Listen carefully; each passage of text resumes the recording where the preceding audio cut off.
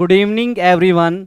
मैं निखिल शर्मा आप सबका आपके अपने परिवार एसएससी मेकर में हार्दिक स्वागत करता हूं। और मैं आपके लिए एक बार फिर से रीजनिंग का एक ज़बरदस्त सेशन लेकर आया हूं।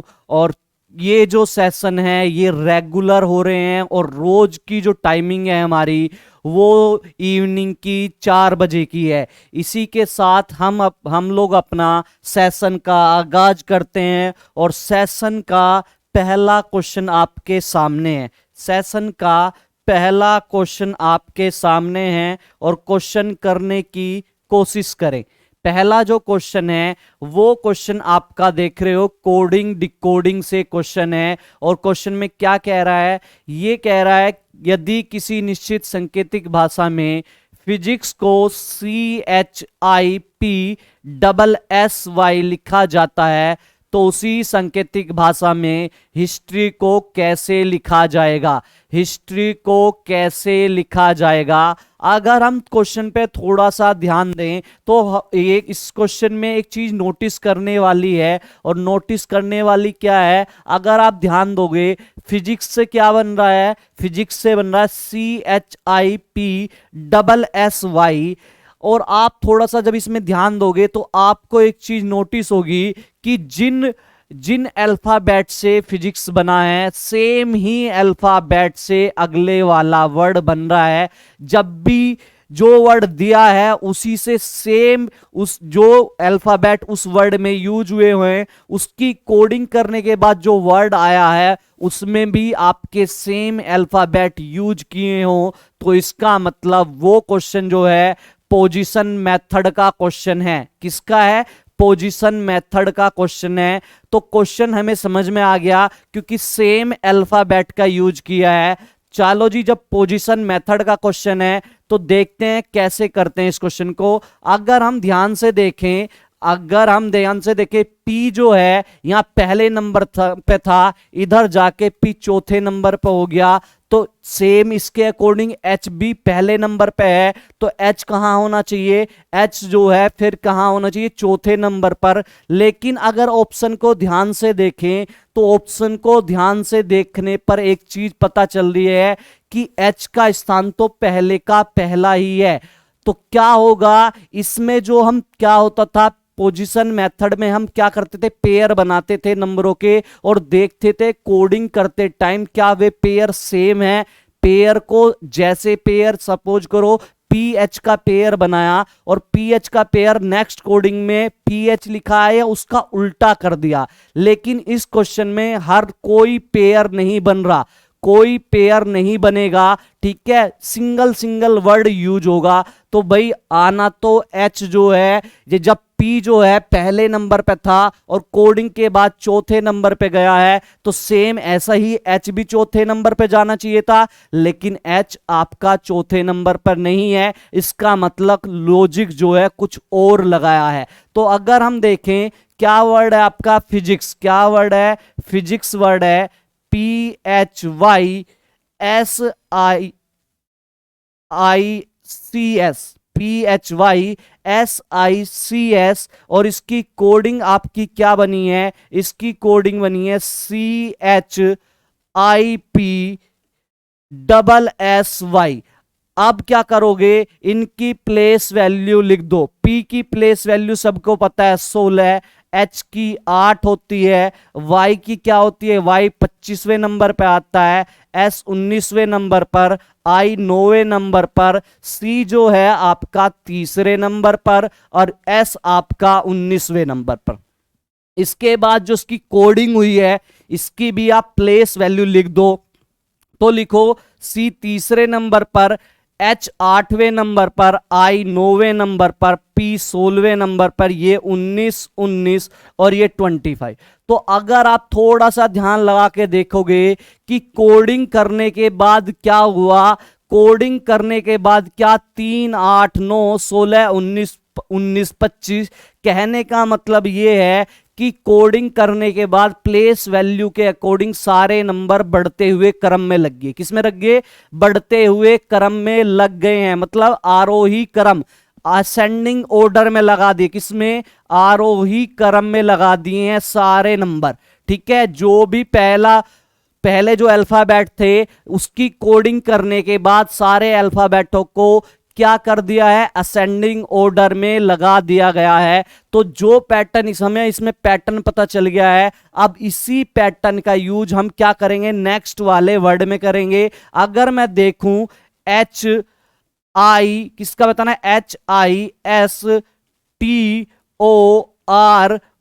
इसका बताना है, इसकी कोडिंग क्या होगी। तो यहां पे प्लेस वैल्यू लिख लो। एच जो है अपने आप में 8वें नंबर पे आता है, आई 9वें पे आता है, 19 ये एस जो है 19वें नंबर पे आता है, टी आपका 20वें नंबर पर आता है, ओ आपका 15 नंबर पे आता है और आर आपका 16वें नंबर पे आता है, जबकि वाई आपका 25वें नंबर पर आता है। पैटर्न क्या फॉलो हुआ था, जो अल्फाबेट दिए हैं उन्हें कोडिंग के बाद असेंडिंग ऑर्डर मतलब बढ़ते हुए क्रम, आरोही क्रम में लगा दो। तो अब मुझे ये बताओ सबसे छोटा, बढ़ता हुआ क्रम कैसे होता है, पहले सबसे छोटा, फिर उससे बड़ा, फिर उससे बड़ा, फिर उससे बड़ा, ऐसे चलता है। तो ये बताओ सबसे छोटा इसमें कौन सा है। आप कहोगे सर 8 नंबर पे है, 8 नंबर इनमें सबसे छोटा है, तो 8 पे क्या आ रहा है, एच, क्या आ रहा है, एच। 8 के बाद कौन सा लोगे, आप कहोगे सर उससे बड़ा है 9, तो क्या लोगे, आई लोगे। इसके बाद 9 से बड़ा अगर आप देखोगे 19 20 15 16 25 में 15, तो 15 पे क्या है आपका ओ।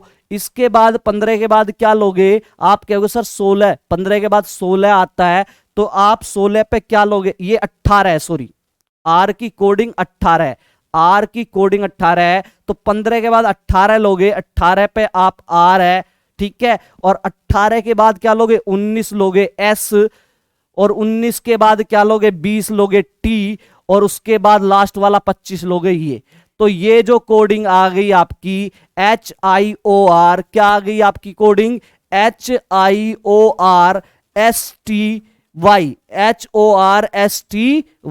तो ऑप्शन नंबर जो है लास्ट वाला वाई है भैया, लास्ट वाला जो है आपका वाई है 25वें नंबर पर। तो इस क्वेश्चन का आंसर जो होगा ऑप्शन नंबर डी आपका करेक्ट आंसर है। उम्मीद है समझ में आया होगा। चलें इसी के साथ सेशन को आगे की तरफ बढ़ाते हैं और आपके सामने क्वेश्चन नंबर 2 आपके सामने है। चलें जी, क्वेश्चन नंबर 2 क्या कह रहा है, क्वेश्चन नंबर 2 में आपका कहा है अंग्रेजी वर्णमाला में कौन सा अक्षर बाएं से 6 के दाएं 4 के बाएं 3 होगा। अभी तक मैंने सेशन में जितने भी क्वेश्चन डाले थे इस टाइप के, अभी तक आपको सिर्फ 2 पोजीशन पता होती थी, लेफ्ट राइट, राइट लेफ्ट, कुछ भी, ओनली 2 पोजीशन पता थी। लेकिन इस बार जो है 3 पोजीशन दी हैं, और जब भी 2 से ज्यादा पोजीशन दे तो कोई दिक्कत नहीं है क्वेश्चन करने में। सबसे पहले वही काम करोगे जो लिखना है, लिख लो भाई। क्या है, बाएं से, क्या कह रहा है, बाएं से छठा, बाएं से छठा, तो लेफ्ट से कौन सा नंबर हो गया, लेफ्ट से 6। इसके बाद दाएं से चौथा, राइट, क्या है, राइट से चौथा नंबर, और फिर लास्ट में क्या कहा है, लास्ट में कह रहा है बाएं से तीसरा नंबर। तो बाएं मतलब क्या हो गया, लेफ्ट से तीसरा नंबर।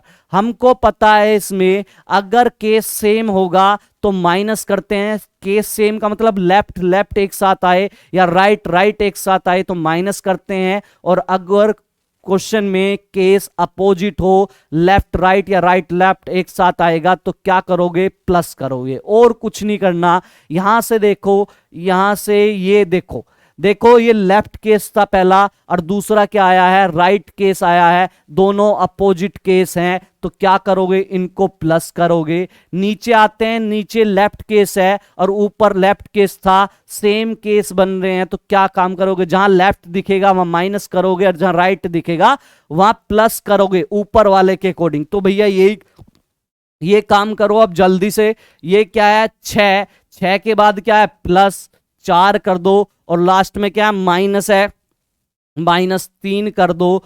तो 6 4 10 और -3, 10 में से 3 गया, कितना बचा, आप कहोगे सर 7 बचा। और स्टार्टिंग पॉइंट देख लो कहां से था, आप कहोगे सर स्टार्टिंग पॉइंट हमारा L से था, L4 लेफ्ट, तो वो जो नंबर होगा वो लेफ्ट से 7वां होगा। कौन सा होगा, लेफ्ट से 7वां। और लेफ्ट से 7वां नंबर कौन सा होता है, आप कहोगे सर लेफ्ट से 7वां नंबर G होता है। तो इसका आंसर क्या होगा, इसका आंसर जी होगा। क्वेश्चन नंबर 2 का ऑप्शन नंबर बी करेक्ट है। उम्मीद है समझ में आ रहा होगा। बिल्कुल बेसिक से चल रहे हैं, बिल्कुल आराम आराम से है, कोई आफत नहीं है। इस बार हमारा टारगेट सिर्फ ये है कि इस बार वर्दी सीने पे चाहिए, ठीक है। इस बार वर्दी लेनी है, आप हमारे साथ जुड़े रहें, बस क्या है, आप हमारे साथ जुड़े रहें। चलें जी नेक्स्ट देखें। सीरीज है 7, 26, 63 और इसके बाद 124 और इसके बाद 215। नेक्स्ट वाला पूछा है क्या आएगा, करने की कोशिश करो। जब भी सीरीज का क्वेश्चन आता है पहली अप्रोच क्या करते हैं, पहली अप्रोच देखते हैं गैप कितने का है। अगर मैं 7 और 26 में गैप देखूं तो आप कहोगे सर 19 का गैप है। अगर 26 और 63 में गैप देखूं तो आप कितना बताओगे, 26 और 63 में गैप अगर मैं देखूं तो आप कहोगे सर 37 का गैप है। गैप जो है बड़ा होता जा रहा है, गैप बड़ा होता जा रहा है। अगर 63 और 124 में मैं देखूं तो गैप यहां से भी बड़ा होता जा रहा है। और जब भी गैप बड़ा हो इसका मतलब कोई गुणा करके आया हो, क्या पता कोई गुणा करके आया हो। गैप बड़ा जब भी होगा तो गुणा करने पे वाले पे फोकस करोगे। अगर मैं देखूं तो किस पे फोकस करोगे, आप कहोगे सर यहां से गुणा वाले पे फोकस करोगे। तो यहां किसकी ऐसे की गुणा करूं जो मेरा क्या है 26 बने। अगर मैं करके देखूं 7 तिया 21, 7 तिया 21 और 5 जोड़ दूं, 7 तिया 21 और 21 और 4 जोड़ दो, सॉरी हाँ 5 ही, 21 और 5 क्या होगा 26। चलो ऐसे बना के देख लो। अगर जैसे इसमें 3 की गुणा करी इसमें भी 3 की गुणा करोगे तो ये भैया बहुत आगे चला जाएगा। 26 ती कितने होते हैं, 26 दूनी 52 और 26 थी कितना होता है 78। ये तो बहुत बड़ा चला गया, तो ये वाला लॉजिक भी फेल हो गया। पहला लॉजिक डिफरेंस वाला फेल हुआ, डिफरेंस जब निकाला। दूसरा लॉजिक हमें पता होता है जब डिफरेंस बहुत बड़ा हो तो कोई ना कोई नंबर गुणा करके आ सकता है, तो भैया गुणा वाला भी आपका लॉजिक फेल हो गया। जब डिफरेंस वाला फेल हो गया और गुणा वाला भी आपका फेल हो गया है, इसके बाद आपको थोड़ा सा ध्यान देना है स्क्वायर और क्यूब पे। आप थोड़ा सा ये देखो कि ये नंबर स्क्वायर या क्यूब के नजदीक तो नहीं, तो आप देखोगे 7 जो है 2 के क्यूब के नजदीक है। 26 जो है आपका जो है ये जो 26 है ये 3 की क्यूब के नजदीक है। 63 4 की क्यूब के नजदीक है। 124 5 की क्यूब के नजदीक है और 215 आपका 6 की क्यूब के जस्ट नजदीक है। तो अब देखो 7 कैसे बना होगा, क्या ये 7 बना कैसे होगा। अगर मैं क्यूब को फॉलो करूं तो भैया देखूं, अगर मैं 2 की क्यूब करके उसमें से 1 घटा दूं, 2 की क्यूब करूं और उसमें से 1 घटा दूं तो 2 की क्यूब कितने होता है, 2 दूनी 4, 4 दूनी 8, ठीक है। तो क्या हो गया 2 की क्यूब 8 माइनस 1 करा तो ये आ गया 7। एक लॉजिक लगाया कि 2 की क्यूब करी और उसमें से 1 घटा दो। ऐसी अगर मैं बात करूं 26 कैसे बना होगा, अगर मैं एक लॉजिक लगाऊं यहां पे 3 की क्यूब कर दूं और उसमें से 1 माइनस कर दूं। 3 की क्यूब करने के बाद ये 26 है ना, ये 26 है आपका क्या, हाँ 3 की क्यूब करने में 1 माइनस कर दो तो 3 की क्यूब क्या होगा, 3 तिया 9, 9 तिया 27, कितना होगा 27 में से 1 गया। चलो जी 27 में से आपका जो है ये 27 जो था इसमें से 1 गया, कितना आ गया 26। तो हमारा हमने जो लॉजिक लगाया वो सही काम कर रहा है अब तक। अगर मैं ऐसी देखूं 63 कैसे बना होगा तो आप कहोगे सर क्या 4 की क्यूब कर दो और माइनस कर दो, तो 4 चौक 16 चौका 64 और 64 में से 1 गया कितना 63। सेम ऐसी अगर मैं देखूं पैटर्न बिल्कुल फॉलो हो रहा है। पहले क्या 2 की क्यूब फिर 3 की फिर 4 की, इस बार किसकी 5 की क्यूब करोगे और माइनस करोगे तो यही मिलेगा। ऐसी आगे क्या 5 के बाद क्या आता है 6 की क्यूब करोगे और उसमें से -1 करोगे तो यही मिलेगा। तो क्या पैटर्न 2 3 4 5 6। अगले वाला पूछा है 6 के बाद में क्या आता है 7, 7 की क्यूब -1 कर दो। 7 की जब क्यूब करोगे 7 गुणा 7 गुणा 7 तो कितना होता है 343। 7 की क्यूब करके क्या आ जाएगा 343 आ जाएगा और इसमें से क्या काम कर दो, इसमें से -1 कर दोगे, क्या है 343 आया। ये आपका कितना है 343 आया, उसमें से -1 करोगे तो क्या आएगा 342। तो नया जो टर्म आएगा इसके बाद 215 के बाद कितना आएगा 342 आएगा। ऑप्शन नंबर आपका जो है बी करेक्ट आंसर है। उम्मीद है समझ में आया होगा, उम्मीद है समझ में आया होगा। बिल्कुल आराम से, बिल्कुल सारे लॉजिक पे बात की है, कौन सा लॉजिक लगेगा उस पे भी हमने बात कर ली और क्वेश्चन हमारा होगा। चलें इसी के साथ सेशन में नेक्स्ट बढ़ते हैं अगले क्वेश्चन की ओर। और अगला क्वेश्चन जो है आपका लुप्त संख्या से है। किससे है? लुप्त संख्या से है। ये 4 नंबर दिए हैं और 4 नंबर से मिड वाला नंबर बन रहा है। तो सबसे पहले जब भी ऐसा क्वेश्चन आता है बच्चे क्या काम करते हैं, पहली अप्रोच लगाते हैं कि सारों को जोड़ के देख लेते हैं क्या बन रहा है। अगर हम सारों को जोड़ें, देखो 12 और 11 को जोड़ लो, 12 और 11 23, 11 और 12 23, 23 और 9 कितने हो गए 23 और 9 आपके 32 और 32 6 38, कितने हो गए 38 आए हैं। जोड़ तो नहीं आया, जब जोड़ नहीं आया तो इसके बाद बच्चे क्या करते हैं गुणा करके लगाने की कोशिश करते हैं। अगर 32 में मैं 3 की गुणा करूं तो बहुत ज्यादा हो जाएगा। अगर 32 गुणा 2 कर लूं तो 32 दूनी 64, 32 दूनी कितने हो जाएंगे 64, और 64 में क्या ऐड कर लो, आप कहोगे सर 64 से 68 बनाना है, 78 बनाना है तो 14 ऐड कर लो। तो ये लॉजिक लगाते हैं बच्चा पहले है। तो जब ये लॉजिक लगाया तो इसमें भी लगा के देख लो क्या ये बन रहा है। इस लॉजिक से क्या काम किया, सारों को जोड़ लिया। 14 10 24, 24 और 8 32, 32 और 7 कितना हो गया 39। और क्या लॉजिक लगाया था, 2 से गुणा करके 14 जोड़ दिया था। तो 39 दूनी कितना हो जाएगा, 39 दूनी 78 हो गया। और इसमें 14 ऐड कर लोगे तो 8 4 12 का 2 का हासिल लगा 1, 7 और 1 8 1 9। ये तो लॉजिक फेल हो गया, 92 आ रहा है। तो भैया पहला लॉजिक तो आपका फेल हो गया है। दूसरा लॉजिक क्या लगाते हैं बच्चा, क्रॉस वाला। दूसरा वाला लॉजिक लगता है भैया क्रॉस की, क्रॉस की गुणा करके देख लो। 11 की इससे गुणा करी 11 नम 99, ऐसी 12 की इससे गुणा करी 6 से 12 छिंग 72। अब इन दोनों नंबर से बनाने की कोशिश करो, इनसे भी ये नहीं बनेगा। जब इनसे भी नहीं बना तो तीसरे लॉजिक पर आते हैं। तीसरा लॉजिक क्या है, अगर मैं ऊपर वालों की गुणा कर लूं इसकी और ऐसे ही इनकी आपस में गुणा कर लो, ऊपर वालों की अलग गुणा करो और नीचे वालों की अलग गुणा करो। तो भाई गुणा करो 12 की 11 से, तो गुणा करो क्या होगा 12 एकम 12 का 2 का हासिल लगा 1, फिर से 12 एकम 12, 12 और 1 हासिल था कितना हो गया 13। तो ऊपर गुणा करके आया 1332, कितना 1332। नीचे वाले की गुणा अगर मैं करूं 9 छिंग कितना है 9, 9 की 6 में 9 छिंग 54। तो ऊपर वाले की गुणा करके 132 और नीचे वाले की गुणा करके 54। अगर मैं 132 में से 54 घटा दूं तो क्या 132 में से 54 घटने के बाद क्या आ रहा है मेरा, मुझे दिख रहा है 78 आ गया है। तो हमको एक लॉजिक समझ में आया, ऊपर वालों की अलग गुणा करो नीचे वालों की अलग गुणा करो और दोनों को आपस में घटाओगे तो मिड वाला जो नंबर है वो मिल जाएगा। तो यहां से ऐसे ही काम करोगे, ऊपर वालों की गुणा करो, ऐसी नीचे वालों की गुणा करो। भैया अगर मैं ऊपर वालों की गुणा करूं 14 धाम 140, 14 गुणा 10 कितना हो गया 140 हो गया। ऐसी भैया अगर आप करोगे 8 सत्ते कितना हो गया, 8 सत्ते कितना हो गया 56। इनकी गुणा ऊपर वाले की 140 और नीचे वालों की कितनी होगी 56 होगी। और इन दोनों को क्या लॉजिक था हमारा, इन दोनों को माइनस कर दो। 140 में से 56 घटाओ, 10 में 1 इधर ले लिया 10 बना,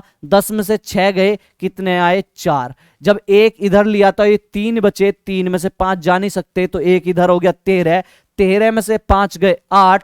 तो हमारा इस लॉजिक के अकॉर्डिंग जो है कितना आ रहा है 84 आ रहा है।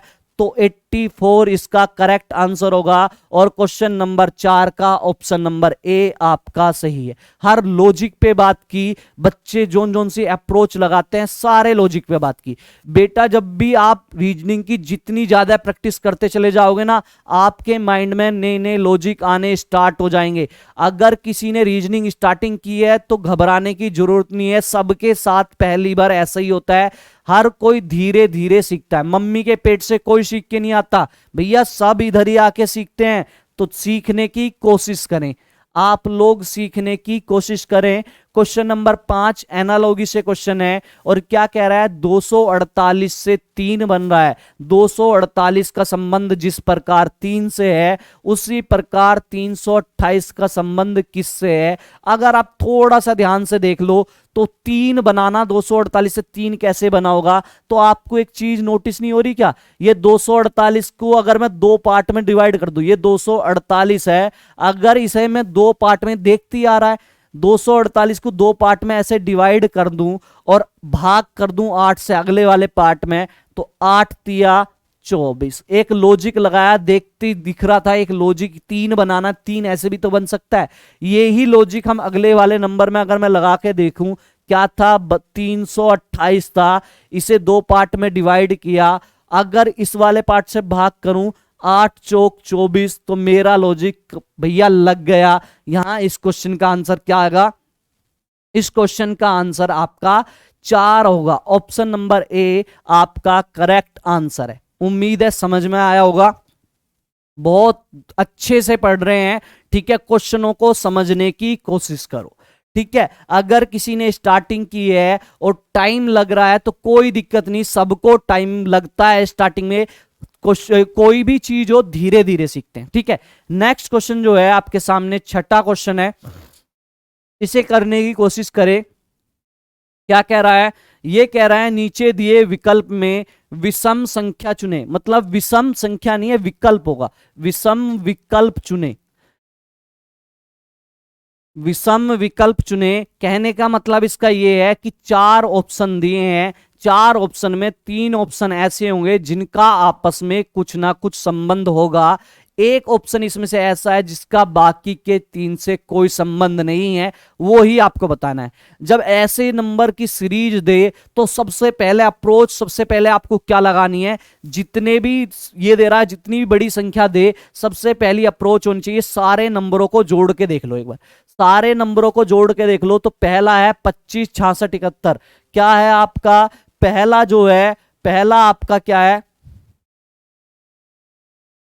एक सेकंड,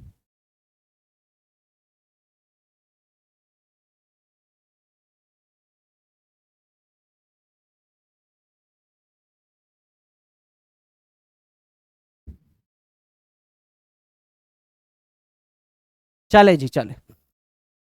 क्या है पहला, जो है आपका पहला आपका है 25 66 71। तो ये जितने भी अंक हैं इस वाले में सारे जोड़ के देख लो। क्या है पहले वाले में, अगर मैं बात करूं, क्या है 2 + 5, क्या है 2 + 5 + 6, इसके बाद क्या है +6 कर लो, +7 और +1, सारे जो अंक थे ना जोड़ के देख लो। तो 2 और 5 7, 7 6 13, 13 और 7 20, 20 6 26 और 1 27, सारों का जोड़ कितना आया 27। भाई पहले वाले का तो 27 आ रहा, ऐसी दूसरा वाला जोड़ लो 25, क्या 2 + 5, 2 + 5 प्लस, इसके बाद क्या था 7 + 9, 7 के बाद 9 है और 9 के बाद क्या 3 और फिर 1, 3 और 1। दूसरे वाले में भी जितने अंक दिए थे सारों को जोड़ के देख लो। 2 और 5 कितना हो गया 7, 7 और 7 कितना हो गया 14, 14 और 9 कितना हो गया 23, 23 3 26 और 1 27। भैया इसका भी 27 आ रहा है, पहले वाले का जोड़ा उसका भी 27, दूसरे वाले का भी जोड़ा उसका भी 27। अब तीसरे वाले पे चलते हैं, क्या है 27 है, 2 + 7 + 6 + 4 + 7 + 1, इनको भी जोड़ के देख लो, इनका भी योग देख लो कितना आ रहा है, जोड़ो 2 और 7 9, 9 और 6 कितना हो गया 9 6 15, 15 और 4 19, 19 और 7 कितना हो गया 26, 26 और 1 कितना हो गया 27। तो इसका भी भैया 27, तीनों का 27 आ रहा है। इसका मतलब चौथे वाला अलग होगा पक्का। फिर भी उसे जोड़ के देख लेते हैं, चौथे वाला क्या है आपका 26 53। तो 2 + 6 + 5 + 3 + 9 + 1, इसको भी जोड़ के देख लो। 2 और 6 कितना हो गया 8, 8 और 5 कितना 13, 13 और 3 कितना हो गया 16, 16 और 1 17, 17 और 9 आपका कितना हो गया 17 और 9 26। भैया ऊपर 3 का जोड़ 27 था, जबकि लास्ट वाले का जोड़ 26 है। तो ये ऊपर के 3 से बिल्कुल अलग है, इसलिए ये इसका सबसे अलग जो है वो ऑप्शन डी है। तो इसलिए इस क्वेश्चन का आंसर क्या होगा डी। उम्मीद है समझ में आया होगा। बिल्कुल। चलें, जब भी ऐसा क्वेश्चन आए हमारी अप्रोच यही होनी चाहिए, जब भी बड़ी सी डिजिट दे कि आप सारे अंकों को जोड़कर लिख लो। चलें जी, 7वां क्वेश्चन करने की कोशिश करें। ये जो है सिंप्लीफिकेशन से है, रीजनिंग की जो सिंप्लीफिकेशन होती है। इसने एक यहां पे एक क्या रखा है, एक समीकरण दी है 10 + 10 डिवाइड 10 - 10 गुणा 10 = 10, और कहा है कि बराबर में 10 इस इक्वेशन का मान कब आएगा। अगर हम ये पूछ रहा है इस इक्वेशन का मान मुझे 10 लाना है, तो जो सिंबल है वो सिंबल कौन कौन से मैं इंटरचेंज करूं। तो इस क्वेश्चन का करने का तरीका भैया यही है, ऑप्शन से क्वेश्चन को लगाओ और ऑप्शन हमेशा नीचे से चेक करो। ऑप्शन हमेशा नीचे से चेक करो। तो भैया डी ऑप्शन अगर मैं ले लूं, डी ऑप्शन में क्या कह रहा है, डी ऑप्शन में कह रहा है जहां भी डिवाइड दिखे उसकी जगह आप क्या लगा दो प्लस, जहां भी डिवाइड दिखे उसकी जगह लगा दो आप प्लस, और जहां भी प्लस दिखे उसकी जगह डिवाइड। ये जो सिंबल है इंटरचेंज कर दो। तो भैया चलो करके देखते हैं, अगर डी के अकॉर्डिंग अगर हम चलें तो करके देखते हैं क्या है। सबसे पहले है हमारा पहला तरीके से देखते हैं, ऑप्शन डी अगर मैं ले लूं तो क्या होगा। पहले क्या था 10, 10 के बाद क्या कह रहा है, 10 के बाद क्या लेना है आपको, 10 के बाद प्लस है, लेकिन प्लस का इंटरचेंज किस में कह रहा है, प्लस जहां दिखेगा उसे भाग कर दो। तो प्लस की जगह क्या कर दिया भाग।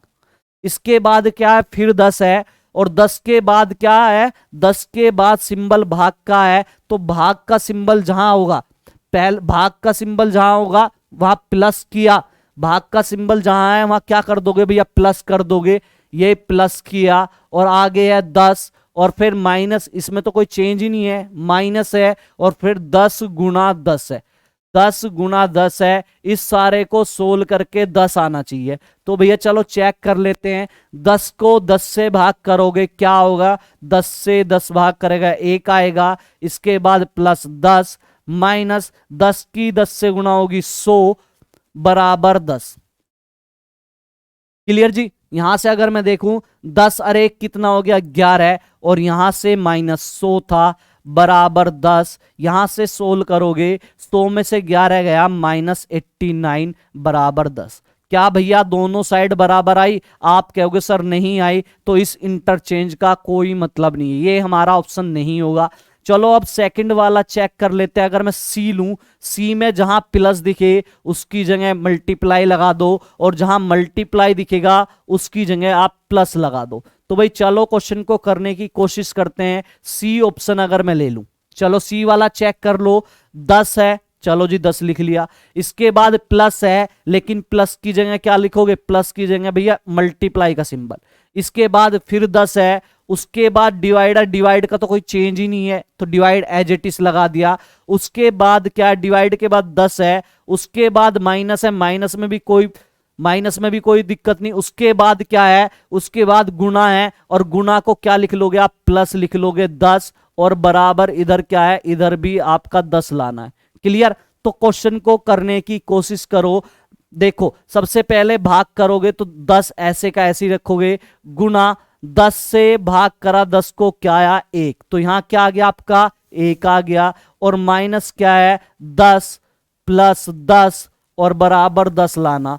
तो यहां से अगर आप चेक करोगे, यहां से देखो ये प्लस का ये माइनस का कट गया आपस में, क्या बचा 10 × 1 = 10, और इधर भी बराबर में 10। तो दोनों साइड बराबर आ गई। और दोनों साइड बराबर कब आई? जब आई जब प्लस की जगह हमने मल्टीप्लाई का यूज किया और मल्टीप्लाई की जगह प्लस का यूज किया है, जब ये दोनों सिंबल इंटरचेंज किए हैं। तो ऑप्शन नंबर सी जब हमने चेक किया तो करेक्ट आंसर सी।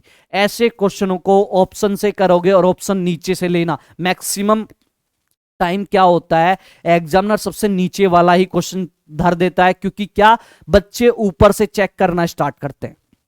तो हमेशा ऑप्शन नीचे से चेक करना, ठीक है। तो क्वेश्चन उम्मीद अगर आपका नसीब अच्छा हुआ, अच्छा गुड लक हुआ, तो आपको डी ही ऑप्शन मिल जाएगा। चलें जी, इसी के साथ सेशन को आगे बढ़ाते हैं और आपके सामने क्वेश्चन नंबर 8, आपके सामने क्वेश्चन नंबर 8 है।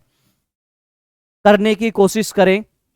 क्या है, पासे वाला क्वेश्चन है और पासे वाले क्वेश्चन में क्या, पासे की दो स्थिति दी हैं और आपसे पूछा है एक के विपरीत क्या होगा। जब भी पासे में 2, 3, 4, 5 कितनी भी स्थिति दी हो, सबसे पहले दो पासे की आप कंपेयर करो, तुलना करो और उन दो पासे में ये चीज देखो कि कोई ना कोई नंबर आपको कॉमन जरूर मिलेगा। कोई ना कोई नंबर क्या मिलेगा आपको, कॉमन मिलेगा। अगर हम इन दोनों पासों में देखें तो कौन सा नंबर कॉमन मिल रहा है, तो आप कहोगे सर दोनों पासे में 3 कॉमन मिल रहा है। क्या मिल रहा है, 3 कॉमन। देखो सर इसमें 3 है और इसमें भी 3 है। जहां नंबर कॉमन मिला पासे वाले क्वेश्चन में, आपका क्वेश्चन सोल्व हो गया। क्यों? जहां भी नंबर मिले या तो उसको क्लॉकवाइज घुमा दो या एंटी क्लॉकवाइज। क्लॉकवाइज ऐसे घुमाओगे और एंटी क्लॉक ऐसे। तो हमें क्या काम करो, आप क्लॉकवाइज पे चल लो। जब भी नंबर कॉमन मिलेगा उसे क्लॉकवाइज घुमा दो। तो अगर मैं पहले वाले नंबर पे चलूं तो क्लॉकवाइज अगर मैं घुमाऊं यहां पे, तो 3 से क्लॉकवाइज, जो नंबर कॉमन है उससे क्लॉकवाइज घूमो। तो 3 से अगर क्लॉकवाइज घूमूंगा तो क्या नंबर आएगा, 5। क्या आएगा, 5। तो ऐसे लिख लोगे, 3 था पहले और 3 से घूमने के बाद क्लॉकवाइज क्या आया, 5। फिर क्लॉकवाइज घूम जाओ, 5 के बाद अगर क्लॉकवाइज घूमूंगा तो ऐसी तो घूमूंगा, तो 5 के बाद क्या आएगा, 1। तो 3, 5 और इसके बाद आया 1। ऐसी फिर दूसरे पासे में भी देखो कॉमन नंबर क्या है। जब इस वाले पासे में आप क्लॉकवाइज घूमे थे तो दूसरे वाले पासे में भी क्लॉकवाइज घूम जाओ। तो यहां से आप क्लॉकवाइज घूमना स्टार्ट करो। 3 के बाद क्लॉकवाइज घूमोगे 2 और 2 के बाद क्लॉकवाइज घूमोगे 4। तो क्या आया, 3, 2, 4। क्या आया, 3, 2, 4।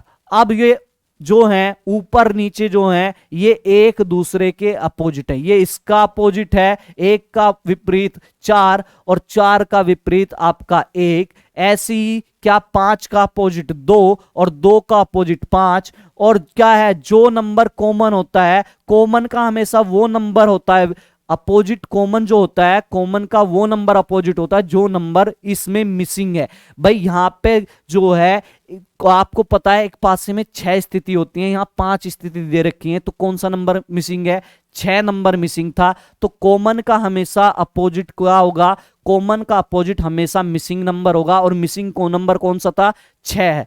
ठीक है, लेकिन आपसे क्वेश्चन में 1 का अपोजिट पूछा था। तो भैया 1 का अपोजिट क्या होगा, 4 और 4 का अपोजिट 1। तो 1 का अपोजिट क्या होगा आपका, 4। क्वेश्चन नंबर 8 का जो है आपका बी आंसर करेक्ट है। उम्मीद है पासे वाला क्वेश्चन कभी भी आएगा एग्जाम में, हमेशा कोई भी एग्जाम हो पासे वाला क्वेश्चन आपको देखने को मिलता है। इसलिए हर सेशन में मैं आपको पासे वाला क्वेश्चन आपके प्रैक्टिस सेशन में डालता हूं, हर टाइप का करा दूंगा। टेंशन ना लें, पूरी रीजनिंग में कोई चैप्टर नहीं बचेगा जहां से क्वेश्चन ना करें हम। और चैप्टर की बात छोड़ो, कोई ऐसा टॉपिक नहीं होगा जिससे हम क्वेश्चन ना करें। ठीक है, इस सेशन का सबसे बड़ा प्रॉफिट यही होगा, प्रैक्टिस के साथ साथ क्या होगा, सारे कंसेप्ट क्लियर होंगे और टोटल रीजनिंग क्लियर होगी और सेशन में धीरे धीरे क्वेश्चनों का लेवल भी बढ़ना स्टार्ट होगा। चलें जी, नेक्स्ट क्वेश्चन करते हैं। क्वेश्चन में क्या कहा है, एक रंगे हुए घन को 216 छोटे छोटे घनों में काटा। भाई एक घन था बड़ा, उसे 216 छोटे छोटे घनों में काटा। तो कुल घन कितने होगी, कुल घन सबसे पहले निकाल लो। कुल घन, भैया कुल घन क्या होगी इसमें, कुल घन हो गए हैं आपके इसमें कितने, 216। 216 घनों में काटा गया है। आपसे पूछा है तब ऐसे घनों की संख्या कितनी होगी जिनकी कम से कम 2 सतह रंगी हो। जिनकी कम से कम 2 सतह रंगी हुई हो। हमेशा याद रखो, जब किसी घन को रंगते हैं तो उसकी मैक्सिमम 3 सतह रंगी हुई होती हैं। कितनी मैक्सिमम कितनी सतह रंगी हुई होती हैं? किसी भी घन को अगर रंगोगे तो उसकी मैक्सिमम 3 सतह रंगी होती हैं, 3 से ज्यादा कभी भी। तीन जब काटते हो ना, काटने पे आपको क्या मैक्सिमम 3 सतह ही रंगी हुई दिखाई देती हैं, इससे ज्यादा कभी नहीं।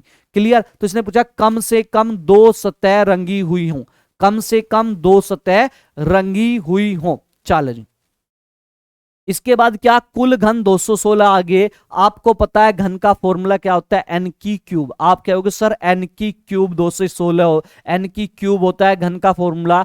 मेरे अकॉर्डिंग एन की क्यूब, और उसने दे रखा था कितना? 216 दिया है। तो एन बराबर क्या होगा? क्यूब, इधर जाके इसका क्या, इसका घन निकाल लोगे, इधर जाके ऐसे हो जाएगा, ये अंडर रूट, ये 3 अंदर होगा। अंदर का मतलब ये है, अंदर जो भी संख्या लिखी होगी यहाँ पे ए, यहाँ पे, इसका मतलब ये है इसके बाहर वो ही संख्या आएगी जिसके 3 के जोड़े बनेंगे। अगर यहाँ 4 लिखा होता तो 4 के जोड़े वाली संख्या बाहर आती। तो जब इसका घन करोगे तो n बराबर आपका कितना आ गया? n बराबर आपका आ गया 6। कितना आ गया? 6। अब आपसे पूछा क्या है? मैंने बताइए जब भी किसी घन को काटोगे तो उसकी मैक्सिमम 3 सतह रंगी होती हैं। इसने पूछा क्या है क्वेश्चन में? यहां से देखो क्वेश्चन में पूछ क्या रहा है। क्वेश्चन में पूछ रहा है आपसे तब ऐसे घनों की संख्या कितनी होगी जिनमें कम से कम 2 सतह रंग, कम से कम 2 सतह, कम से कम 2 सतह रंगी होनी चाहिए, 2 सतह। भैया मिनिमम कंडीशन है कम से कम 2 सतह रंगी हो, कम से कम 2 सतह रंगी हुई में कौन कौन सी सतह? भाई मैक्सिमम तो 3 सतह रंगी हो सकती हैं किसी भी घन में जब काटते हो। इसने कहा है कम से कम 2 चाहिए, तो कम से कम 2 में 2 चीज आ जाएंगी। कम से कम 2 में एक तो 2 सतह होगी, 2 सतह रंगीन हो जाएंगी, और प्लस 2 सतह रंगीन हो जाएंगी, और क्या भाई 3 सतह होती है रंगीन तो तीसरी वाली भी आ जाएगी। इसने यही तो कहा कम से कम 2 होनी चाहिए, मिनिमम 2। तो अगर 3 सतह भी होंगी तो इसने मिनिमम 2 की तो बात करी, तो वो वाली भी कंडीशन इसी में आएगी। तो कम से कम 2 सतह का मतलब है एक तो 2 सतह रंगीन वाले घन इसमें आएंगे, और दूसरा कौन से घन आएंगे? 3 सतह रंगीन वाले, 3 सतह वाले भी इसी में आएंगे, क्योंकि इसने कहा है मिनिमम कंडीशन है, मैक्सिमम कंडीशन नहीं है। मिनिमम 2 जो साइड हैं वो रंगी होनी चाहिए। तो 2 सतह जब रंगीन होंगी तो 2 साइड रंगी है उसमें, और जब 3 सतह रंगीन वाले भी लोगे तो उसमें मिनिमम 2 तो रंगी हुई है, मैक्सिमम की तो बात ही नहीं करी। तो इस क्वेश्चन में आपका ये जो है 2 कंडीशन पे काम करेगा। आपको पता है 2 सतह जब रंगी होती हैं उसका फॉर्मूला क्या होता है? आप कहोगे सर क्या होता है? उसका फॉर्मूला होता है 12n-2, 12n-2 प्लस, और मैंने बताया था जब भी किसी घन से काट कर, बड़े घन से काट के छोटा घन बनाता है, और आपसे एग्जामिनर ये पूछे कि ऐसी कितनी सतह होंगी जो 3 सतह, ऐसी 3 सतह रंगीन वाले कुल घन कितने होते हैं? जब भी 3 सतह की बात करेगा एक नंबर याद कर लो, रट लो इसको, तो क्या 8। 3 सतह हमेशा कितनी होती हैं? आप कहोगे सर 8। जब भी बड़े घन में से छोटा घन काटा जाता है और आपसे पूछा जाए ऐसे कुल घनों की संख्या कितनी होगी जिनकी 3 सतह रंगी हुई हो, तो सिंपल सा आपको याद रखना कितनी होती है, फिक्स है 8। अब क्या है? तो यहां से क्या है? फॉर्मूला लगाया, n मैंने, n जो है हमारा पहले आ गया, n का मान 6 है तो ये वाली वैल्यू इसमें रख दो, तो 12 है, n की जगह क्या रख दोगे? 6 और -2, और प्लस क्या था इधर? 8। तो यहां से क्या हुआ? 12, 6 में से 2 गए 4, जो चीज आपस में मिली हुई तो इसका मतलब गुणा का निशान है, और प्लस 8। ठीक है, तो 12 चौक कितना हो गया? 48, और प्लस 8, 48 में 8 जोड़ दोगे कितना आएगा? 56। तो उम्मीद है करेक्ट आंसर आपको समझ में आया होगा। कुल घनों की संख्या कितनी होगी? कुल जो घन होंगे इसमें आपके 56 होंगे। कितने होंगे? 56। उम्मीद है समझ में आया होगा। घन वाला क्वेश्चन आपको बहुत अच्छे समझ में आया। इसी के साथ नेक्स्ट क्वेश्चन पे चलते हैं, और नेक्स्ट क्वेश्चन देखते ही आप कहोगे सर क्या लड्डू क्वेश्चन डाल रहे हो? भैया लड्डू तो डाल रहा हूं, लेकिन बेसिक आपको बता दूं, और इसी बेसिक से सारे ट्रायंगल करने हैं। ठीक है, इस बेसिक क्वेश्चन से सारे ट्रायंगल करने हैं, तो इसका लॉजिक समझ लो। दी गई आकृति में त्रिभुजों की संख्या बताइए। सब बता देंगे सर कितनी है? 3। कितनी है? 3। क्यों बताएंगे? पहले कहेंगे सर ये वाला जो है एक त्रिभुज ये हो गया, एक त्रिभुज सर सॉरी थोड़ी तबीयत सी खराब है। आप कहोगे सर एक ट्राइंगल ये हो गया, फिर इसके बाद अगर बात करें फिर आप कहोगे सर दूसरे वाला ट्राइंगल अगर हम देखें सर दूसरे वाला ट्राइंगल आपका ये हो गया दो। अगर हम बात करें सर हमें पता है तीसरे वाला ट्राइंगल जो होगा सर तीसरे वाला ट्राइंगल ये बड़ा वाला हो गया, तीसरे वाला ट्राइंगल बड़ा वाला हो गया। तो सर हम सबको पता है इसमें 3 ट्राइंगल होंगे। कितने ट्राइंगल होंगे? 3 ट्राइंगल होंगे। और मैं भी कहूंगा भैया मैं भी मना नहीं कर रहा भैया इसमें 3 ही ट्राइंगल। आंसर तो इसका आ गया 3, लेकिन थोड़े लॉजिक समझ लो इस पे। जब भी कोई डायग्राम दे ऐसा ट्राइंगल का, आपको कुछ नहीं करना, आपको जब बीच में से काटे नंबरिंग करनी, तो नंबरिंग करी 1 2 और जितनी नंबरिंग करने के बाद सारों को ऐड कर लो। अगर मैं नंबरिंग करने के बाद ऐड करूं तो 2 और 1 कितना बन गया? 3। तो ये इसका लॉजिक है, ऐसे क्वेश्चनों को अटेम्प्ट करोगे। अब अगर मैं बात करूं, एक मैं डायग्राम बना दिया, ये एक जो है मैंने बना दिया ये, और आपसे मैं पूछूं इसमें कितने त्रिभुज है, अब गिन के बताओ, तो आप कहोगे सर अब गिनना तो बड़ा मुश्किल है।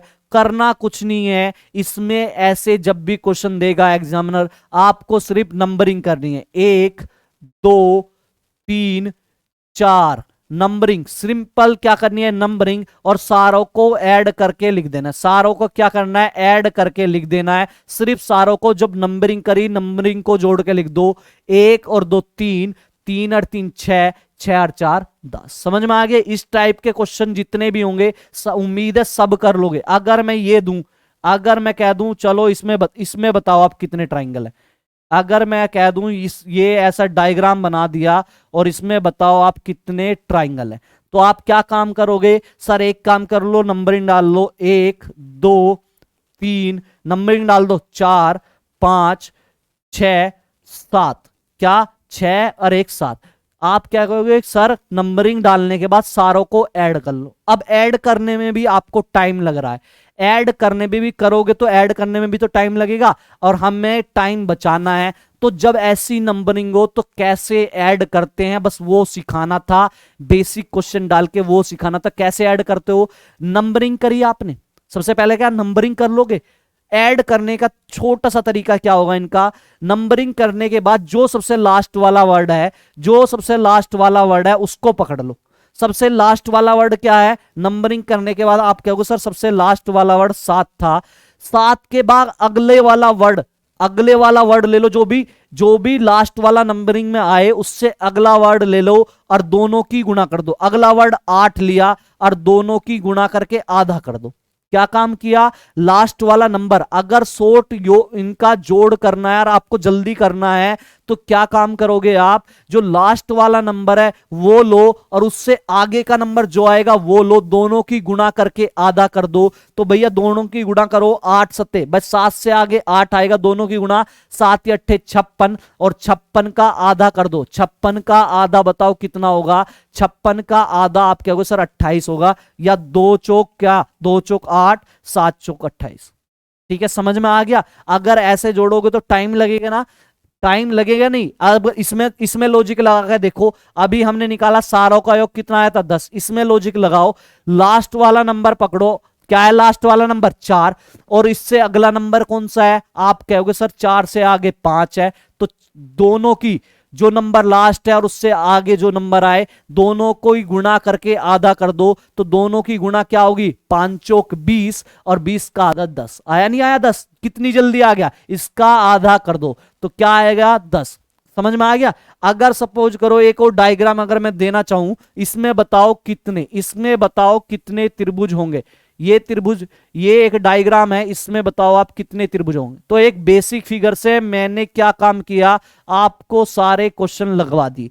बेसिक फिगर से ही बहुत सारे ये जो है ये बेसिक फिगर से ही बन रहा है। अगर मैं कहूं इसमें बताओ तो आप क्या काम करोगे? सर नंबरिंग कर लेते हैं, 1 2 3 4 5 6 7 8, क्या 8। अब क्या कहोगे? सर सारों को जोड़ लो, तो जोड़ने में टाइम लगेगा। क्या काम करोगे? लास्ट वाला नंबर पकड़ो, लास्ट वाला नंबर क्या है? 8, इससे अगले नंबर से गुणा कर दो, जो लास्ट वाला नंबर इससे अगले से गुना कर दो तो 8 निम 72 और 72 का आधा कर दो। क्या लास्ट वाला नंबर पकड़ के उससे अगले लास्ट वाला नंबर लिखो, उससे अगले वाले नंबर से उसकी आपस में गुना करो तो 8 था, 8 से आगे 9 आएगा, 8 निम 72 और उसका आधा कर दो तो 72 का आधा 36 आ जाएगा। क्या 2 चौक 8 और 9 चौक 36। डायरेक्ट आपका योग बहुत स्पीड, मतलब कि कुल मिला के क्वेश्चन जो है 1 या 2 सेकंड में होने चाहिए ऐसे क्वेश्चन।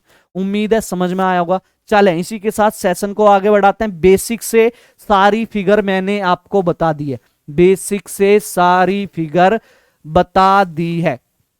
चलें जी नेक्स्ट क्वेश्चन करने की कोशिश करें। क्वेश्चन नंबर 11 ये कह रहा है ई बी की बहन है, ई जो है वो बी की बहन है, ए सी का पिता है, बी सी का पुत्र है, तब ए ई में क्या संबंध होगा। फैमिली ट्री बनाने की कोशिश करें। इसने कहा है बी की बहन, तो भैया बी की जो है बहन है ई, भैया बी की क्या है, बी की बहन है ई, बी की बहन ई है तो ई का तो जेंडर क्लियर है। इसने कहा बी की बहन ई, तो ई तो बहन है, तो बहन है तो क्या जेंडर क्लियर हो गया, माइनस लगा दो, इसका मतलब क्या है फीमेल। ये वाला जो सिंबल है, ये वाला सिंबल आप भाई और बहन के लिए यूज करते हो। इसके बाद क्या कहा, ए सी का पिता है, तो भैया ना यहां पे ए लिखा अभी तक मैंने, ना सी लिखा, तो इस स्टेटमेंट को छोड़ दो। अगली वाली स्टेटमेंट पे आ जाओ। बी जो है सी का पुत्र है, बी जो है सी का पुत्र है, तो भैया सी का पुत्र कौन है, बी। सी का पुत्र कौन है, बी। भैया जब सी का पुत्र बी है तो बी का जेंडर क्लियर हो गया, बी आपका क्या है, बी आपका प्लस पे लगा लोगे, कहने का मतलब ये मेल है। और ये वाला सिंबल, ये जो सिंबल लगाया मैंने ऐसे वाला सिंबल याद रखो। ऊपर की तरफ माता पिता लेते हैं, क्या लेते हो, माता पिता लोगे, ऊपर की तरफ माता पिता और नीचे की तरफ यहां पे संतान आती है। संतान का मतलब अब बेटा बेटी नीचे की तरफ आते हैं, ये सिंबल भी याद हो गया होगा। तो ये जो है बी जो है वो सी का बेटा, वो सी का बेटा कौन है, बी, इसका भी जेंडर क्लियर हो गया। अब जो स्टेटमेंट आपने छोड़ी थी उस पे चलते हैं। इसने कहा था एज सी का पिता, सी का पिता कौन है, ए, तो भैया ए जो है वो क्या है आपका, सी का पिता है। ए जो है ए जो है आपका क्या है, ए जो है सी का पिता है। भैया सी का पिता है तो इसका जेंडर क्लियर हो गया। भाई इसने ये तो क्या, सी का पिता ए है तो ए का तो जेंडर क्लियर हो गया।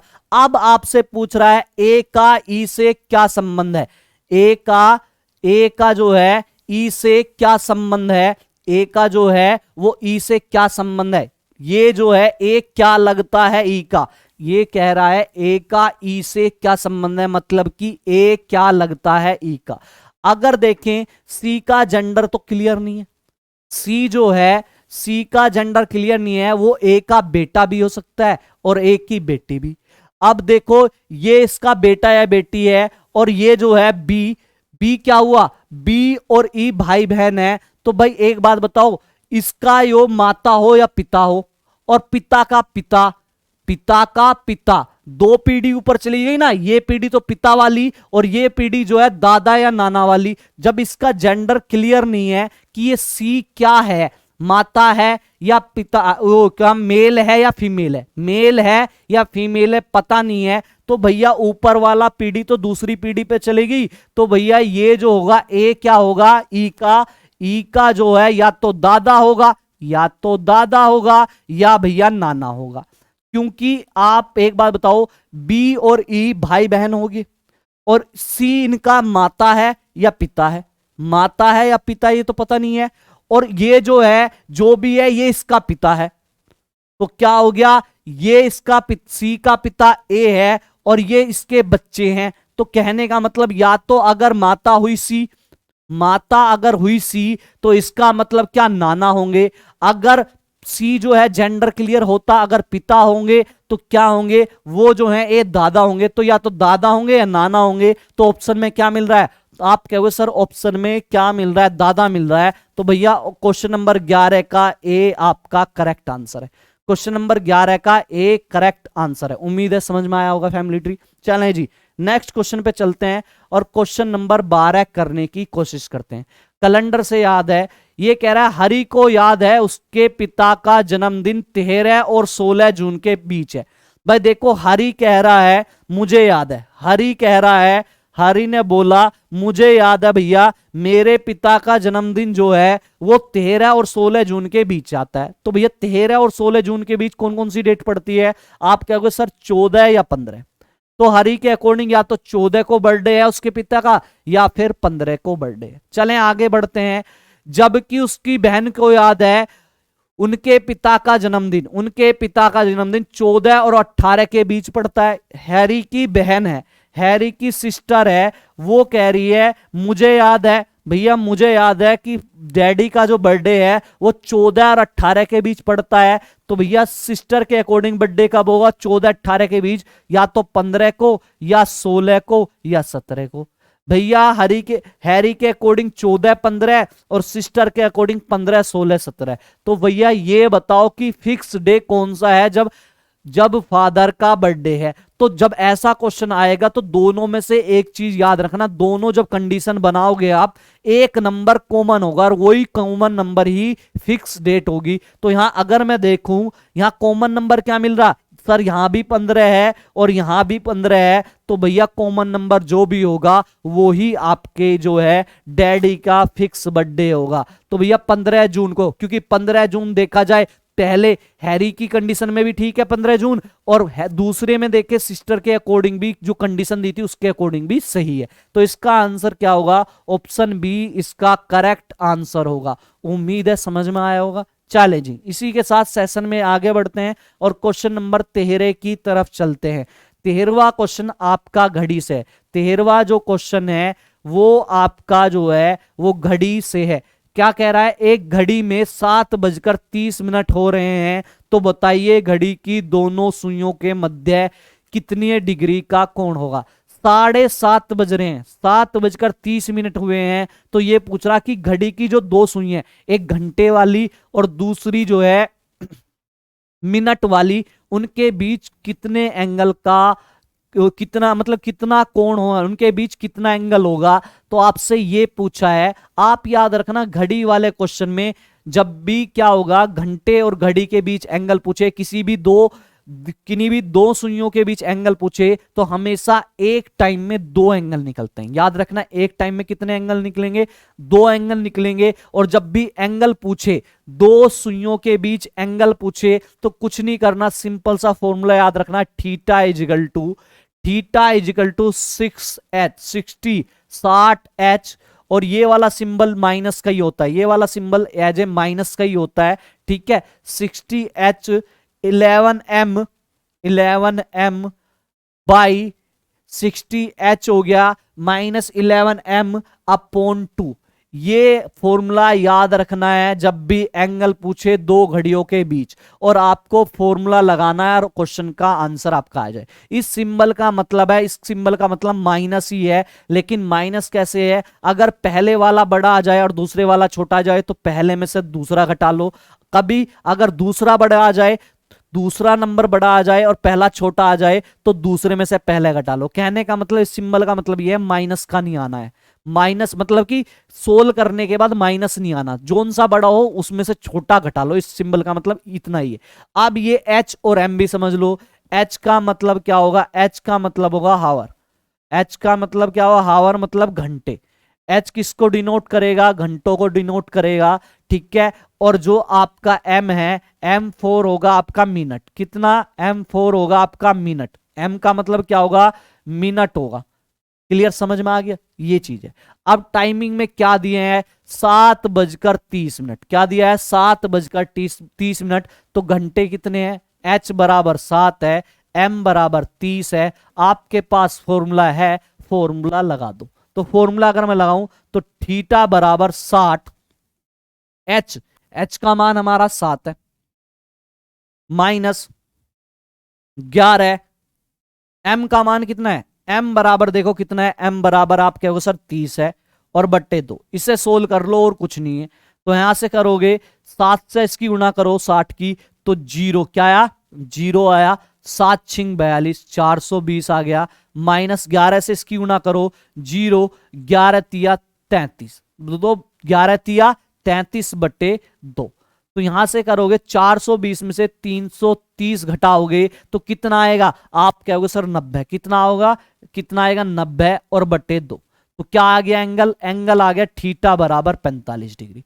थीटा बराबर 45 डिग्री, आंसर क्या होगा 45 डिग्री। देखो ऑप्शन में है 45 डिग्री, नहीं है, नहीं है। जब भी ऑप्शन में ऐसा क्वेश्चन सोल्व करने पर आपका आंसर ना आए, इसका मतलब दूसरे वाले एंगल की इसने बात की है। मैंने अभी बताया था एक घड़ी में जब भी दो सुइयों के बीच कहीं कोण बनता है तो एक टाइम में दो कोण बनते हैं। कहने का मतलब ऑप्शन में क्या है, जब आंसर ना हो तो भैया आप थीटा 2 निकाल लो। क्या निकालोगे, जब आपका क्वेश्चन में आंसर ना दिया हो तो आपका थीटा 1 तो ये भाई पहला एंगल ये निकल गया, अब थीटा 2 निकाल लो और थीटा 2 वाला एंगल ही इसका मतलब वो होगा। इसने ऑप्शन में जो दिया है इसका मतलब दूसरे वाले एंगल की बात की है। जब पहला एंगल निकल जाए और ऑप्शन में ना मिले तो थीटा 2 निकालते हैं और थीटा 2 में क्या करते हैं, 360 में से पहला वाला एंगल माइनस कर देते हैं। क्या करोगे, थीटा 2 का मतलब क्या होता है, पहले वाले एंगल में से, सॉरी थीटा 2 में क्या होगा, 360 में से पहला वाला एंगल जो है आप घटा दो। तो भैया 300, ये थीटा 2 जब निकलेगा 360 में से पहला वाला एंगल कितना था 45 डिग्री, घटा दिया तो 360 में से 45 गया 315 डिग्री। तो भैया जो एंगल होगा वो 315 डिग्री। एग्जामिनर चालाक था भैया, एग्जामिनर ने क्या टाइम थोड़ा सा ज्यादा लेना चाह रहा था तो इसलिए थीटा 1 वाला आंसर न देके थीटा 2 वाला आंसर दे दिया। उम्मीद है समझ में आया होगा। सिर्फ आपको फॉर्मूला याद करना, अप्लाई करना है, थीटा 1 आ जाए, थीटा 1 पहले वाले फॉर्मूले से आएगा। अगर ऑप्शन में मिल जाए बहुत अच्छी बात है, नहीं तो थीटा 2 निकाल लोगे। थीटा 2 आपको पता है कैसे निकालते हैं, पता है ना कैसे निकालते हैं, 360 में से पहला वाला एंगल घटा लेते हैं। नेक्स्ट क्वेश्चन नंबर 14 पे चलते हैं। 14 में क्या कह रहा है, 14 में कह रहा है मुर्गी का संबंध जिस प्रकार पिंजड़ा, जिस प्रकार मुर्गी का संबंध पिंजरे से है ठीक उसी प्रकार खरगोश का संबंध किससे होगा। तो भैया पहला ऑप्शन है गुफा। भैया मुर्गी किस में रहती है, तो आप कहोगे सर पिंजरे में रहती है। खरगोश किस में रहता है, भैया बताओ, गुफा में रहता है, छप्पर में रहता है, जाल हो गयो, जाला नहीं जाल होगा, छप्पर में रहता है, जाल में रहता है या मांद में रहता है, बताओ भैया। भैया ये बताओ खरगोश के घर को क्या कहते हैं, गुफा कहते हैं, छप्पर कहते हैं, जाल कहते हैं, मांद कहते हैं। तो आप कहोगे सर मांद कहते हैं। तो ऑप्शन नंबर 14 का आपका डी ऑप्शन सही है। उम्मीद है समझ में आया होगा। इस टाइप के सारे क्वेश्चन आपको मिलते हैं एग्जाम में। एसएससी जीडी को ही हम लोग एसएससी जीडी को ही टारगेट कर रहे हैं इस बैच में। लेकिन टारगेट कैसे कर रहे हैं कि बिल्कुल बेसिक से चल रहे हैं, बिल्कुल जीरो से चल रहे हैं और धीरे धीरे चीजों को आगे की तरफ बढ़ते जा रहे हैं। और सारी चीजें क्या है, सारी चीजें आपको हमारे यही कोशिश है कि आपको सारी चीजें आए बिल्कुल बेसिक से। तो इस टाइप के क्वेश्चन भी आपके प्रैक्टिस सेट में डाले हैं क्योंकि इस टाइप के क्वेश्चन एसएससी जीडी के एग्जाम में पूछे जाते हैं। चलें इसी के साथ नेक्स्ट क्वेश्चन पे चलते हैं। क्वेश्चन नंबर 15 भाई, ये भी यहां निम्नलिखित दिए गए विकल्प में से विषम चुने। विषम मतलब कि विकल्प, विषम विकल्प जो ये जो 4 विकल्प हैं इसका मतलब 3 विकल्प में आपका कोई ना कोई संबंध है, चौथा जो विकल्प होगा उसका बाकी के 3 के साथ कोई संबंध नहीं है, वो ही आपको चुनना है। क्या दिया है, कुरान, गीता, पंचशील, बाइबल। तो आप अगर थोड़ा सा नोटिस करें, कुरान, गीता और बाइबल ये एक तरीके से एक धार्मिक पुस्तक है। कुरान जो है जो हमारे मुस्लिम हैं उनकी धार्मिक पुस्तक है, गीता हिंदुओं की है, बाइबल क्रिश्चियन जो है उनकी है, जबकि पंचशील एक धार्मिक पुस्तक नहीं है। तो इसका मतलब जो है पंचशील याद होगा ना, विष्णु जो है उन्होंने लिखी थी पंचशील, है ना, पंचशील। ऑप्शन नंबर जो है सी इसका करेक्ट आंसर है। उम्मीद है समझ में आया होगा। चलें जी, इसके बाद जो है अगले क्वेश्चन पे चलते हैं। क्वेश्चन नंबर हमारा है 16, मैट्रिक्स से क्वेश्चन है। मैट्रिक्स वाला क्वेश्चन करने का तरीका क्या होगा, क्वेश्चनों को ऑप्शन से करेंगे। सबसे पहले क्या यहां से चेक करना सीखते हैं, चेक कैसे करते हैं। अगर मैं देखूं एच की कोडिंग दी है 34 और 41, एच का जो नंबर होगा वो 34 और 41 होगा। तो सबसे पहले नीचे की तरफ देखते हैं, पहला नंबर नीचे की तरफ देखो तो 34 पे देखो क्या 34 पे आपका 41 आ रहा? 34 देखो कहां बनेगा, तो भैया 3 तो ये रहा, सबसे पहले ऐसे देखते हो, 3 तो ये रहा, और 4 देखो आप कहां बन रहा है, ऐसे वाले, पहले ऐसे चेक करो फिर ऐसे चेक करो, 4 कहां बन रहा है, ऐसे भाई, ऐसे में देखो, पहले वाला ऐसे में देखोगे 3 ये रहा, 34 पे कोड चेक करो, क्या ये ही आ रहा है एच, और क्या दूसरे वाला नंबर ऐसे चेक करो, क्या है, ये रहा 4, तो यहां पे ऐसे ये आ जाओगे और ये ऐसे करोगे, यहां से 4 पे था, 4 पे ये वाला ऐसे जाएगा और 3 के सामने मैच करेगा, तो देखो भैया 4 के सामने जब ऐसे 3 जाएगा तो ये आपका एच मिल रहा है। कहने का मतलब वाकई में ही एच की कोडिंग 34 है। 41 अगर मैं चेक करके देखूं तो पहला नंबर ऐसे करो, पहला नंबर 4 और दूसरा नंबर ऐसे चेक करो 41, तो ये रहा 1, तो इस पे ऐसे आओगे, ऐसे आने के बाद ऐसे जाओगे तो यहां देख रहे होगे एच ही है। ठीक है, कोडिंग ऐसे चेक करते हैं। तो भैया पता है इसका कोड ये दिया है, और आगे क्या कह रहा है, एच को 34 41 आदि द्वारा दर्शाया जा सकता है, टी को 59 97 आदि द्वारा दर्शाया जा सकता है। इसी तरह से आपको प्रश्न में दिए गए S T A R W की कोडिंग क्या होगी, इसकी कोडिंग आपसे पूछ रहा है, कोडिंग आपसे, इसकी कोडिंग आपसे पूछ रहा है। चलो जी देखो, मैंने थोड़ा सा जूम करने की कोशिश की है, इसकी कोडिंग आपसे, एक सेकंड,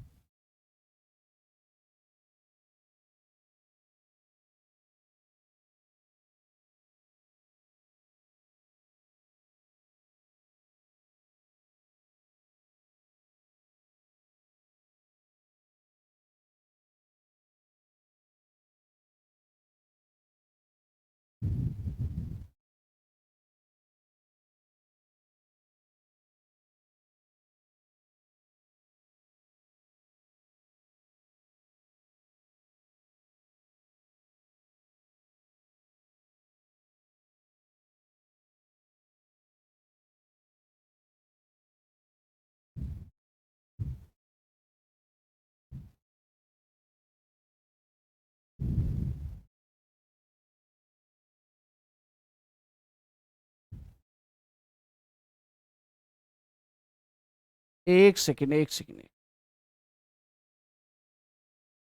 चलें जी, अब देखें, अब देखें, एस टी ए आर की आपसे कोडिंग पूछी, किसकी, एस, एक सेकंड, एक सेकंड,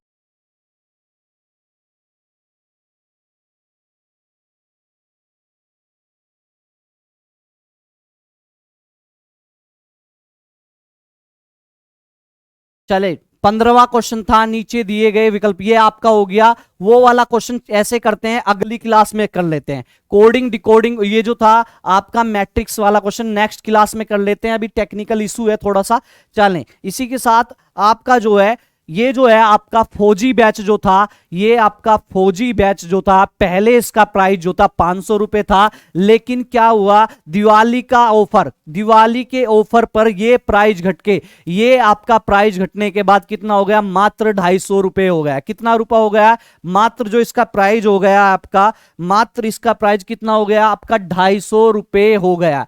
क्लियर, ये जो है आपका 250 रुपए में मिल रहा है, बहुत अच्छा ऑफर में मिल रहा है। ये जो ऑफर है मात्र आपका 30 अक्टूबर तक है, तो आप सभी से यही निवेदन है, आप जल्दी से जल्दी एसएससी मेकर की ऐप इंस्टॉल करें और उसके बाद में ये आपका अपना बैच जो है ये परचेस कर लें।